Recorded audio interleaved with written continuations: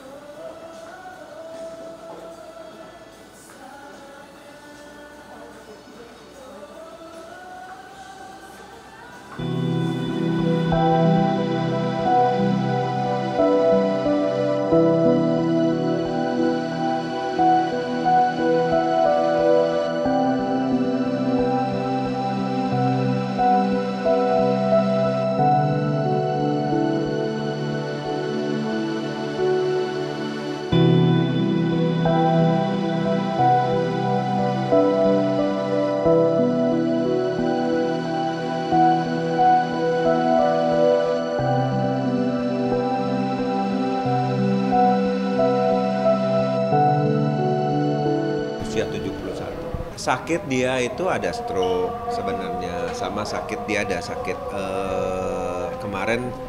kemarin sebulan yang lalu itu sempat masuk rumah sakit 5 hari.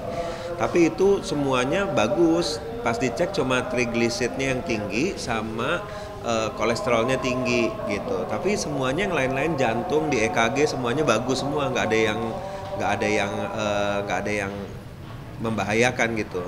Nah terus tiba-tiba kemarin ini katanya diare, habis diare terus katanya oh udah oke gitu ya. Saya juga nggak ini, saya bawa ke dokter tuh habis itu dokternya kasih obat lagi gitu, terus dokter bilang oh iya ini oke kok nggak apa-apa gitu. Nggak tahu kemarin tiba-tiba tuh benar-benar tiba-tiba kejadiannya benar-benar, dia bilang dia habis makan, dia mau mandi, habis mau mandi terus dia mau istirahat tidur sebentar, terus dia manggil yang biasa ngerawat dia nggak bisa jerit-jerit, terus dia sesak napas, udah lewat aja gitu. Saya nggak tahu sih sebenarnya, jadi diteleponin sama kakak ipar saya, udah nangis-nangis karena dibilang katanya papa udah nggak respon, terus papa udah napasnya juga udah nggak napas, terus nangis-nangis. Itu saya lagi ada di daerah Senayan, terus kejadiannya papa di rumah di Sunter, jadi kan jauh ya. Jadi waktu itu aku udah bilang lu langsung aja masuk IGD, aku bilang gitu, bawa ke IGD. IGD itu pun masih agak jauh rumah sakitnya, nggak dekat-dekat banget. Jadi akhirnya ya memang mungkin juga udah kelewat ya gitu. Jadi tiba-tiba dia udah sakit aja, dia udah nggak ada denyut jantungnya, udah nggak ada apa, udah gitu, udah lewat aja gitu. Nggak ada sih, nggak ada, benar-benar nggak ada, karena benar-benar tiba-tiba gitu kejadiannya. Jadi oh ya dia cuma bilang ya dia pengen makan ini, pengen makan itu gitu. Maksudnya dia pengen makan nasi padang, karena sama ini kita kan nggak kasih dia makan yang gitu-gituan karena dia harus jaga makan kan gitu. Nah dia dia pengen makan nasi padang, dia pengen apa ya, pengen es kopi gitu doang gitu. Terus nggak ada yang bagaimana juga. Terakhir komunikasi sama papa itu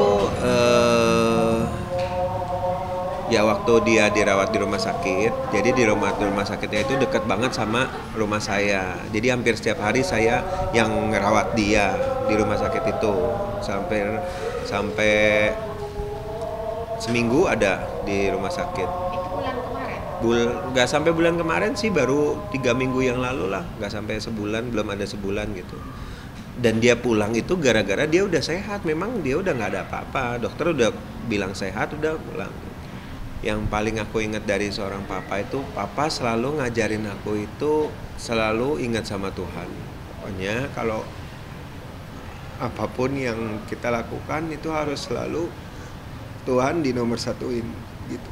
Itu yang saya selalu ingat dari papa. Papa dari dulu pertama kenal Tuhan Yesus sampai detik ini, dia nggak pernah lewat jam 4 pagi itu selalu baca kitab, selalu doain semua anaknya, cucunya, semua yang dia kenal dia doain semuanya. Itu yang selalu saya ingat dari seorang papa. Makanya yang bikin saya selalu ingat itu selalu pesannya itu, cuma itu doang sih dari papa sih. Nggak pernah, jangan lupa sama Tuhan gitu, itu aja sih.